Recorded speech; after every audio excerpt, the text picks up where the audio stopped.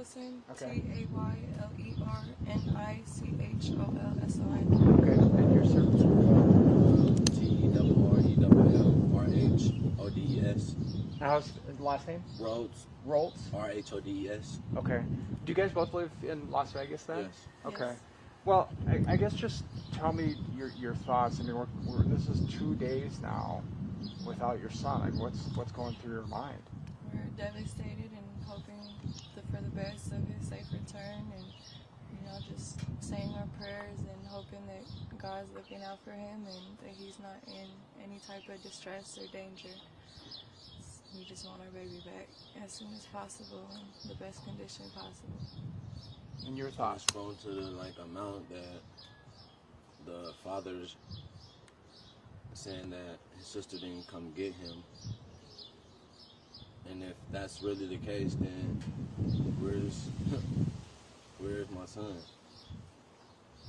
I mean, it seems to be, yeah, I mean, there's different stories floating around out there. I mean, can you just explain to me what you think happened? Or like...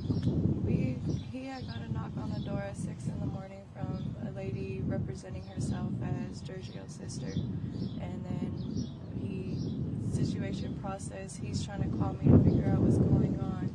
And I'm asleep in Colorado and I wasn't able to answer in time. So as he's packing the bag, she grabs the baby and runs out the apartment. And by the time he's able to try to go find where she went, she was nowhere to be seen. So you think this was the father's sister who Yes. came? To my knowledge, yes.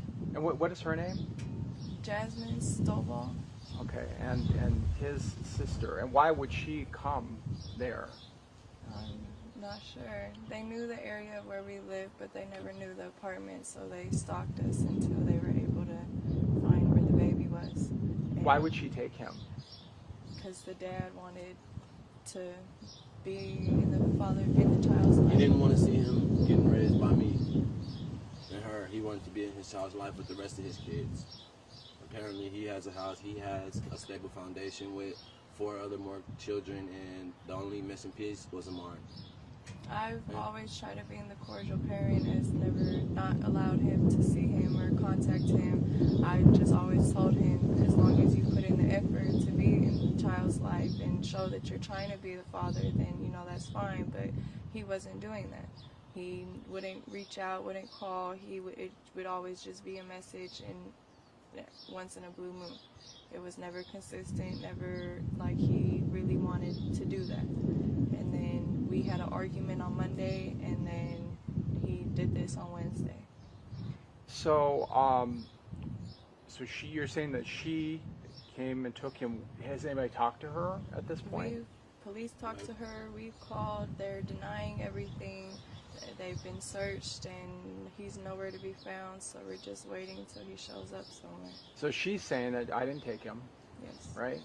So who do you know who went there with him in the first place then? What do you mean? With the hotel, who took Amari to the hotel? Was he?